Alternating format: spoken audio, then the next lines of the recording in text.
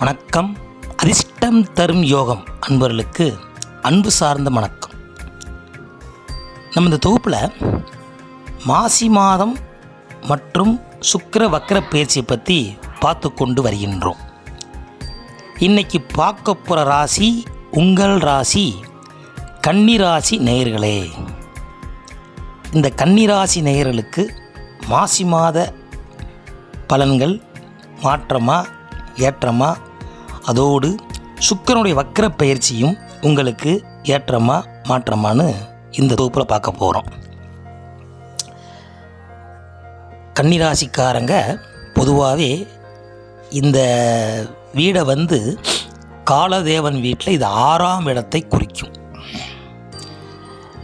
6ஆம்ங்கிறது புதனுடைய ஆட்சி மூலத்திரிகோணம் உள்ள வீடு. ஆட்சி உச்சம் எல்லாமே அவருடைய வீடு, சொந்த வீடு. இந்த வீட்டில் பிறந்தவங்க பொதுவாக எப்படி இருப்பாங்க அப்படின்னா, கன்னிராசிக்காரங்களை பொறுத்தவரை உபயராசி உபய வீடு. இந்த ராசியில் பிறந்த உபய ராசிக்காரங்களை பொறுத்தவரையும் பார்த்திங்கன்னா எதையுமே முழுமை அடையாமையே இருப்பாங்க. ஏன்னா அவங்க ரெண்டாங்கட்டை சொல்லுவோம் பார்த்திங்களா, அந்த மாதிரி. கிட்டத்தட்ட இந்த ராசியில் பிறந்த உத்திர நட்சத்திரம், அதன் பிறகு அஸ்த நட்சத்திரம், அதுக்கப்புறம் சித்திரை நட்சத்திரம், இந்த 3 பார்த்திங்களா சூரியன் சந்திரன் செவ்வாய் தன்னுடைய குடும்பத்துக்காகவே பாடுபட்டு கடைசியில் நல்ல பேரே எடுக்க முடியலையா. அப்பாவை பார்த்தேன், அம்மாவை பார்த்தேன், சகோதரனை பார்த்தேன், சகோதரியை பார்த்தேன், எல்லாத்தையும் பார்த்து எனக்கு என்ன யாரும் பார்க்கலையா அப்படின்னு சொல்கிறவங்க தான் இந்த கன்னிராசிக்காரங்க. இவங்க பொதுவாகவே இந்த ஒரு 2 வருஷத்துக்கு முன்னாடி பார்த்திங்கன்னா கேது உள்ளே உட்காந்தான். ஒரு 1.5 வருஷத்துக்கு முன்னால் உட்கார்ந்துலேருந்து மிகப்பெரிய போராட்டத்தை அனுபவிச்சுக்கிட்டு இருப்பீங்க. கேது எங்கே போய் உட்கார்ந்துடும் உங்களை தனிமை ஆக்கிடுவான். ஏன் கேது வந்துட்டாலே அங்கே எதுவுமே வேண்டாமியா, போதுமையா உங்களை பார்த்தது. அதாவது உங்கள் சொந்தமோ பந்தமோ அம்மாவோ அப்பாவோ மனைவியோ தங்கச்சியோ நண்பனோ எங்கே பார்த்தாலும் உங்களுக்கு எதிர்மனையாகவே இருப்பார்கள்னே இப்போ தான் தெரியுது உங்களை பற்றி. நான் என்ன பாடுபட்டு எல்லோரும் நல்லா இருக்குன்னு சொல்லி எல்லாருக்கும் செஞ்சால் இப்போ என்னைய ஒரு ஆள் மதிக்க மாட்டேங்கிறையா. ஏன்? அந்த மணி இல்லை என்றால் இந்த மனிதனுக்கு இங்கே இடம் இல்லை, மரியாதை இல்லை. ஒரு காலத்தில் கொடிகட்டி பறந்த கன்னிராசிக்காரங்க இப்போ கண்ணீர் வடித்து கொண்டு இருக்கின்றார்கள். ஆனால் அந்த கண்ணீர் வெளியே தெரியாது. உதாரணத்துக்கு சொன்னோம்னா, தண்ணிக்குள்ளே ஒருத்தன் குதிச்சு உள்ளுக்குள்ளே கடலுக்குள்ளே முங்கி அழுதானா என்ன தெரியும்? கடலும் உப்பு, கண்ணீரும் உப்பு. வெளியே பார்த்தா கண் சிவந்தமான தெரியும், ஆனால் உண்மையான அழுகை அவருக்கு மட்டும்தான் தெரியும். அப்படி கடலிலும் மூழ்கி இருக்கக்கூடிய கன்னிராசிக்காரங்களுக்கு இந்த பதிவு ஒரு உத்தரம் கொடுத்த மாதிரி பதிவு. இதை கேளுங்க, கண்டிப்பான முறையில் உங்களுக்கு ஒரு மாற்றமாக ஏற்றமான்னு நீங்கள் அறிஞ்சிக்கிருவீங்க. ஒரு மாற்றத்துக்காக தான் இந்த தொகுப்பை போட்டுக்கிட்டு இருக்கோம். அப்போ கன்னிராசிக்காரங்க எதில் விடப்படணும்? இது வரைக்கும் செஞ்சது போதும். ஏன்னா இது ஒரு புதனுடைய வீடு. ஒரிஜினல் போதுமையா, டூப்ளிகேட் மரியாதையா. ஒரிஜினலாக இருந்து எந்த கண்டம் எல்லாம் வாங்கி சாப்பிட்டுட்டு இன்றைக்கி நம்மளை ஏறது பார்க்க மாட்டேங்காங்க. அது இந்த வீட்டோட சாமனமோ, இந்த வீடு 6ஆம் இடம். 6ஆம் இடம் பகைன்னு சொல்லுவாங்க, பகை வீட்டு. அப்போ சொந்த வீடே நம்ம பகையாக இருக்குது, என்ன செய்ய? அப்போ எங்கேனாலும் பகையாகவே இருக்குது ஐயா அப்படின்ட்டு ரொம்ப தெளிவாக கொடுத்துட்டாயா அந்த கேது உட்காந்து நல்லா தெளிவாக கொடுத்துட்டான். கேது தெளிவாக கொடுத்தாலும் உங்களுக்கு பிற்பகுதியில் மிகப்பெரிய ஒரு அருளையும் பொருளையும் விட்டு செல்வான். அதில் மாற்றுக்கிறது கிடையாது. அதை நீங்கள் தைரியமாக இருக்கலாம். இது ஒரு அனுபவம். உங்கள் வாழ்க்கையில் மிகப்பெரிய பாடத்தை கற்றுக் கொடுக்க வருகின்றான் கேது. அதுக்கு தான் முதல் நட்சத்திரமாக அசுவி நட்சத்திரத்தை போட்டிருக்கிறாங்க. கடைசியில் பார்த்தீங்கன்னா ரேவதி நட்சத்திரம் புதன். இந்த புதன் கடைசி வீடு, கடைசி நட்சத்திரம், அஸ்வினி முதல் வீடு, ரெண்டும் செஞ்சு அப்படி இருக்கும். மேலே உள்ள கீழே போவான், கீழே உள்ள மேலே போவான், அப்படி கணக்கு. அப்போ 70% மக்களுக்கு இந்த வாழ்க்கையும் இந்த வருஷங்களும் ஒரு 40 வயசுக்கு மேலே உள்ளவங்களும் மிகப்பெரிய இறக்கத்தை சந்தித்து உள்ளீர்கள். நடுத்தரவங்க எப்படி இருக்கோ அது ரெண்டாவது. ஆனால் 70% போராட்டமான வாழ்க்கையாக தான் இருந்துக்கிட்டு இருக்கியா. எங்களுக்கு பிறந்திருந்து போராட்டம் ஐயா. என்னைக்கு தையா கன்னிராசிக்காரங்க லக்கி மேனு அப்படி சொல்கிறாங்க இல்லையா, எங்களுக்கு ஒன்றும் லக்கியே இல்லையே ஐயா அப்படின்னு உங்களுடைய மனம் எங்களுக்கு தெரியத்தான் செய்யுது. இருந்தாலும் நீங்கள் தளர மாட்டீங்க. எதுக்கு? ஏன்னா வேஷம் போட தெரிந்தால் மட்டுமே இந்த ராசிக்காரங்க பிழைத்து கொள்ள முடியும்.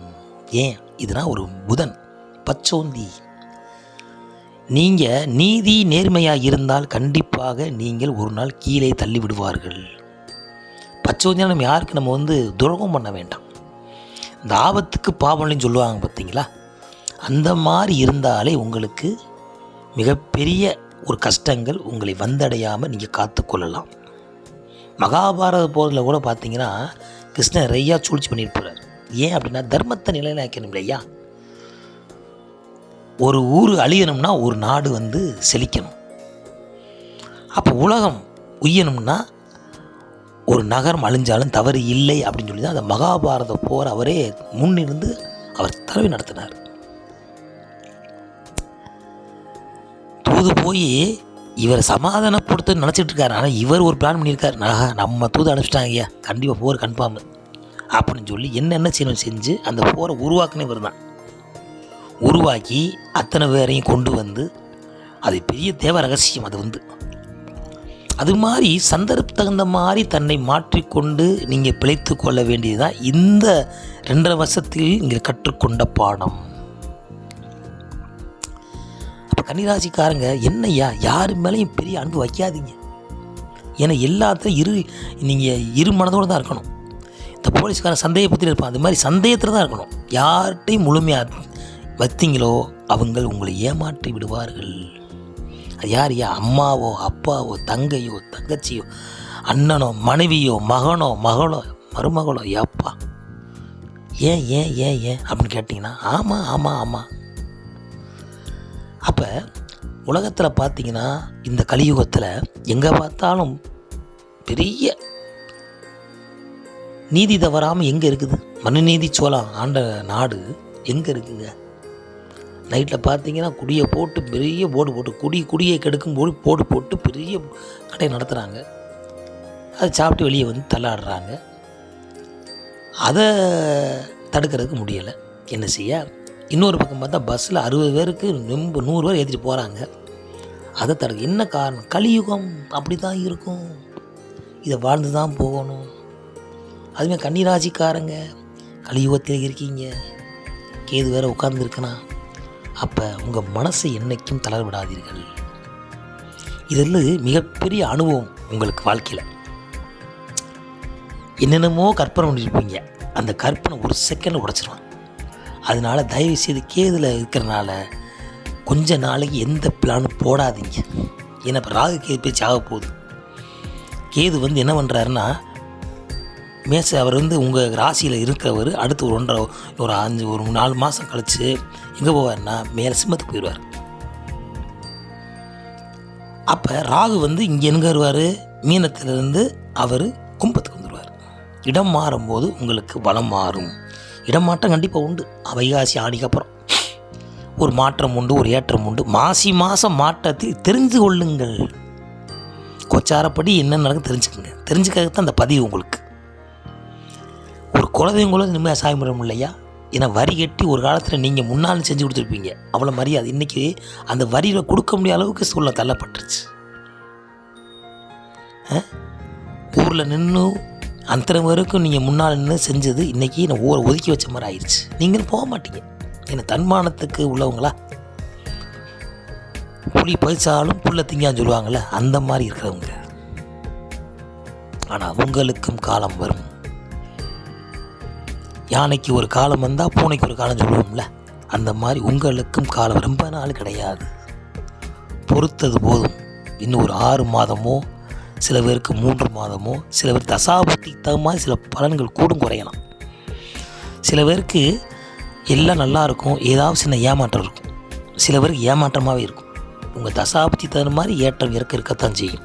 ஆனால் பொதுவாக கேது வந்ததுலேருந்து உங்களுக்கு ஏதோ ஒரு சஞ்சலம், ஏதோ ஒரு தடுப்பு, ஏதோ ஒரு மனக்குறை, என்ன எதுலேயுமே ஒரு திருப்தி இல்லாமல் ஏதோ ஒன்று உங்களை ஒரு உள் வாங்கின மாதிரி என்னத்தையோ இருக்கமியா, என்னத்தையோ போகிறோமியான்னு தான் நீங்கள் இருப்பீங்க ஒழிய ஒரு மகிழ்ச்சியாக இருக்கணும்னு சொல்லி பார்த்தா அது கிடையாது.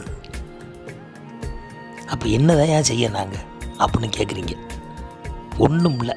கேதுக்கு அதிபதி யார் அப்படின்னா கற்பக விநாயகர். விநாயகர் வழிபாடு பண்ணுறது, சங்கரகரா சதுர்த்தி விரதம் இருக்கிறது, ஜீவ சமாதி வழிபாடு பண்ணுறது, ஒரு இடத்துல உட்காந்து ஒரு மலைப்பகுதியிலையோ மலையுள்ள கோயிலில் போய் தியானம் பண்ணுறது, ரொம்ப நார்மலாக நடந்து கொள்வது. அதாவது உங்களுக்கு பண்டாரம் உள்ளே உட்கார்ந்தா நீங்கள் எப்படி இருக்கணும், பண்டாரம் மாதிரி வேஷம் போடணும், அவ்வளோதான். இடத்துக்கு தகுந்த மாதிரி தன் கோலத்தை மாற்றிக்கொள்ள வேண்டும்.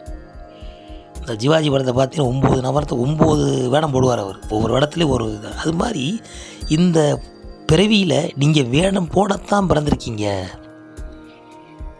அப்போ வேஷத்தை போட்டே ஆகணும். நீங்கள் இப்படித்தான் இருக்கணும்னு நினச்சா அது கண்டிப்பாக முறையில் உங்களுக்கு செல்லுபடி ஆகாது. அதை கொடுக்கத்தான் கேது வந்து உட்கார்ந்துருக்கிறான். ஏன்னா புதன் ஞானக்காரகன், புத்திசாலித்தனக்காரகன். எங்கேயும் உழைச்சிக்கிறீங்க, யாரும் உங்கள் மாட்டுக்கிறது கிடையாது. இருந்தாலும் இந்த காலங்கள் உங்களுக்கு மிகப்பெரிய ஏமாற்றத்தை தந்துருச்சையா அப்படின்னு புலம்பிக்கிட்டு இருப்பீங்க. இருந்தாலும் இந்த மாசி மாதத்தில் கொஞ்சம் லைட்டாக மூச்சு வர மாதிரி இறுக்கி பிடிச்சி ட்ரெயினில் ஏறுறவங்க பஸ்ஸில் ஏறும் பார்த்தா நெருக்கி நிற்பாங்க. ஒரு 10 பேர் என்ன கொஞ்சம் காற்றடிக்கும். அப்போ மாசி மாதம் இருந்தவங்க லைட்டாக உங்களுக்கு சின்ன காற்றடிக்கும். சவாடா அப்படிம்பீங்க. அப்புறம் அங்கிட்டு ஒரு பங்குனி மாதம் கழிச்சு இன்னொரு 10 இன்னும் கொஞ்சம். அப்புறம் வைகாசி வரைஞ்சுன்னா ஒரு சீட்டு கிடச்சி உட்காந்துருவீங்க. இப்போ பயணம் பண்ண சுகமாக இருக்கும். அது மாதிரி உங்கள் வாழ்க்கையே ஒரு பயணம். மேடு பள்ளம் கடல் தண்ணி நீல் நிலம் எல்லாம் ஏற்ற இறக்க விருந்து கொண்டே இருந்து நல்ல அனுபவப்பட்டு இதுதான் வாழ்க்கை, இப்படித்தான் இருக்க போகுது, இப்படித்தான் இருக்க போகிறோம் அப்படிங்கிற உங்களுக்கு ஒரு ஞானத்தை வழங்கத்தான் இந்த கேது உட்கார்ந்துருக்கிறார். ஏன்னா கேது வந்து ஞானக்காரகன், புதனும் ஞானக்காரகன் தான். புதனை என்னென்னா பார்த்தீங்கன்னா நீங்கள் யாரோடு சேருகிறோ அதுவாகவே ஆகிவிடுவீர்கள். அப்போ என்ன செய்யணும், நீங்கள் பழகிற ஆள் பெரியவங்களாகவும் பக்தி சம்பந்தப்பட்ட ஆளுகளாகவும் ரொம்ப ஆசைப்படாத ஆளுகளாகவும் வாழ்க்கையில் நெறிமுறை அந்த ஒழுக்கத்தோடு ஆளை பழகினீங்கன்னா நீங்களும் அப்படி மாறிடுவீங்க. ஏன்னா இது முழுக்கணும் பச்சோந்தி கிரகம் புதன். யாரை அண்டி இருக்கிறீர்களோ அதுவாகவே நீ ஆகிடுவீங்க. அப்போ உங்கள் வாழ்க்கையில் உங்கள் நட்பு தான் மிகப்பெரிய சொத்தாகவும் அதுவே உங்கள் வாழ்க்கையாக அமைந்து விடுகிறது. அதுக்குத்தான் சுக்கிரனும் உங்களுக்கு வேணும், சூரியனும் உங்களுக்கு வேணும். நடுவில் நீங்கள் உட்காந்துருப்பீங்க. சொந்தக்காரன் எல்லாருமே கெடுதான், ஒருத்தன் நல்லவே இருப்பான். நட்பில் எல்லாரும் கெடுதல், அதில் ஒரு நல்லவே இருப்பான். இங்கிட்டு ஒருத்தன் நல்லவே இருப்பான், அங்கிட்டு. ஆனால் இங்கிட்டு 90 பேர் கெடுதல் இருப்பான், அங்கிட்டு 90 கெடுதல் இருப்பான். அதில் பொறுக்கி எடுத்து நீங்கள் ஒரு ஆளை செலெக்ஷன் பண்ணி உங்கள் பையில் வச்சுக்கோங்க. அதுதான் கன்னிராசிக்காரர்களுக்கு இந்த சொல்லுவாங்க கடமை கண்ணியம் கட்டுப்பாடு போல அந்த 3 உங்களை வந்து தொடர்ந்து நிற்கும். பெரும்பாலும் யாரிடமும் இனாமாக எதையும் பெற்றுக்கொள்ளி விடாதீர்கள். இலவசமாக எதையும் நீங்கள் பெறக்கூடாது. முடிந்த அளவுக்கு நீங்கள் தானம் பண்ணுங்கள், இல்லை பேசாமல் இருங்க. ஏன் அப்படின்னா உங்களுக்கு யார் தனாதிபதி அப்படின்னா பக்கத்து 2ஆம் இடம் தனம் வாக்கு குடும்பம் சுக்கிரன். உங்களுக்கு யோகாதிபதி தான் அவர், எந்த மாற்று கருத்து கிடையாது. அதே போல் 11ஆம் லாபாதிபதி யார் அப்படின்னா சந்திரன். சந்திரன் உங்களுக்கு பிடிக்காது, இருந்தாலும் சந்திரன் தான் உங்களுக்கு அம்மா. என்ன செய்யணும் அப்படின்னா ஒரு பக்கம் மனைவி ஒரு பக்கம் அம்மா. இவங்க உங்களுக்கு எதிரியாகவும் தெரிவாங்க, அவங்க நட்பாகவும் தெரிவாங்க. ஏன் இது உபய இலக்கணம், யாரையும் நம்பாமல் இருக்கவும் முடியாது. அப்போ குழப்பத்தில் இருந்து கொண்டிருக்கிறவங்களுக்கு உங்கள் குலதெய்வமும் உங்களுடைய பழக்க வழக்கமும் நீங்கள் வழிபாடு கொள்ளக்கூடிய தெய்வங்கள் தான் உங்களுக்கு உறுதுணையாக இருக்கும். அப்போ அப்போ என்ன செய்யணும், நீங்கள் மாதம் ஒருடைய சங்கடஹர சதுர்த்தி விரதம் இருக்கணும், வழிபாடு செய்யணும், உணவு முறைகளை மாற்றம் கொடுக்கணும், முடிந்தளவுக்கு இயற்கையான உணவுகளை நீங்கள் சாப்பிட்டு பழகிக்கிறணும். அதாவது சொல்லுவாங்க இயற்கையான என்ன, இயற்கையான காய்கறிகள், அசைவ உணவுகளை தவிர்த்து நல்ல உணவுகளை தயாரித்து நீங்கள் சாப்பிடுவது ரொம்ப சிறப்பு. கவலைப்பட வேண்டாம். கன்னிராசிக்காரங்களுக்கு இந்த சுக்கிரனை சொல்லிடுவோம். இப்படியே உங்களுடைய கதையை நிறையா சொல்லியாச்சு. ஏன் அப்படின்னா இந்த தொகுப்பை பார்க்கும்போது அப்படி வருது. சரி, கன்னிராசிக்காரர்களுக்கு சுக்கிரன் எங்கே இருக்காரியா அப்படின்னா, அவர் கும்பத்திலேருந்து மீனத்துக்கு உச்சம் பெறாரு, அப்புறம் வக்கரமாகறாரு, அப்போ அஸ்தமாகறாரு. இந்த 3 பிரிவாக நடக்கிறது எங்கே, மீனத்தில் போய். அப்போ சுக்கிரன் யாருடைய கோலம் பார்த்தா, நின்ற நாராயணன் கோலம், நின்ற கோலம், அமர்ந்த கோலம், சயன கோலம். இந்த 3மே இந்த ராசிக்காரர்களுக்கு நேரடியாக விழுகுது. கலஸ்தரம் 7ஆம் இடத்துல விழுகுது. அப்போ என்ன செய்யணும், மனைவி மூலியமாக உங்களுக்கு ஒரு மாற்றமும் ஏற்றமும் கிடைக்கும். மாமன், அதான் மாமன்னா மனைவி உள்ள மாமன்மார்கள், அப்பா உள்ள மாமன்மார் கிடையாது, மனைவி உள்ள சொந்தக்காரங்க உங்களுக்கு ஒரு நல்ல மாற்றத்தை கொடுப்பாங்க. இந்த சுக்கிரன் உச்சம் பெற்று வக்கரம் மாறினால இனி போகிற காலங்கள் எல்லாமே உங்களுக்கு உபயோகமான மாதங்களாகவும், உங்களுக்கு ஒரு உத்தியோகத்திலேயோ ஒரு இடமாற்றத்திலேயோ ஒரு பதவி சம்பந்தப்பட்ட தொழிலோ உங்களுக்கு திடீர்னு கிடைக்கும், எதிர்பாராமல் கிடைக்கும். எதிர்பார்த்து போயிட்டு இருப்பீங்க, ஏமாந்துருப்பீங்க, அட போயா என்னத்தை வீங்கிற போயிட்டு போயிட்டு அப்படிம்பீங்க. அவனே ஒரு நாள் ஃபோன் பண்ணி வாங்க சாப்பிட்டு டக்குன்னு வேலையை கொடுத்துருவான். உங்களுக்கு இது அதிர்ச்சியாக இருக்கும், என்னடா அது கேட்காதே வந்து கொடுத்துட்டானையா அப்படின்ட்டு உங்களுக்கு ஒரு இன்ப அதிர்ச்சியை கொடுப்பது தான் இந்த கேதுவும் ராகும். எப்போ கொடுப்பாங்க எப்போ எடுப்பாங்க சொல்ல முடியாது. எப்போயே உங்களுக்கு தெரியாமல் எடுத்துகிட்டு போனாங்க, உங்களுக்கு தெரியாமல் கொடுத்துட்டு போயிடுவாங்க. அதை நீங்கள் நம்பலாம். அதே போல் உங்களுக்கு வரக்கூடிய குரு பயிற்சி, ராகு கேது பயிற்சி உங்கள் சாதகமாக தான் இருக்கும், கவலைப்படாதீங்க. இது வரைக்கும் போனது போகட்டும் சொல்கிறாங்கல்ல, போற்றுவது போற்றட்டும், தூற்றுவது தூற்றட்டும், போகட்டும் கண்ணருக்கு என்ன மாதிரி போங்க ஐயா. நீ எத்தனை வஞ்சாலும் ஒன்றும் நாங்கள் அசலப்போகிற கிடையாது, வாழ்த்துனாலும் அசலப்போகிறோம். நல்லா நீங்கள் அனுபவப்பட்டீங்க, யாரையே பார்த்தாச்சு வச்சாச்சு, போங்க தெரிஞ்சுக்கிட்டோம், போங்க.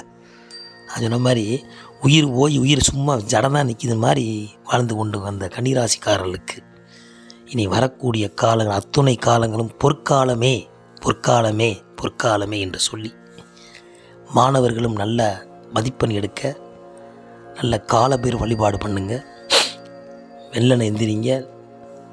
புத்தகம் உங்களுக்கு ஒரு மிகப்பெரிய வாழ்க்கையில் ஒரு பொக்கிஷம் என்று சொல்லி, வரக்கூடிய சுக்கிர வக்கர பயிற்சியும் குருப்பெயர்ச்சியும் ராகு கேது பயிற்சியும் உங்களுக்கு மிகப்பெரிய மாற்றத்தையும் ஏற்றத்தையும் மாசி மாதத்திலிருந்து உங்களுக்கு தொடங்கும் சொல்லி அதிர்ஷ்டம் தரும் யோகம் உங்களை வாழ்த்தி மகிழ்கிறது. மீண்டும் ஒரு நல்ல தொகுப்பில் சந்திப்போம். நன்றிங்க ஐயா, வணக்கம்.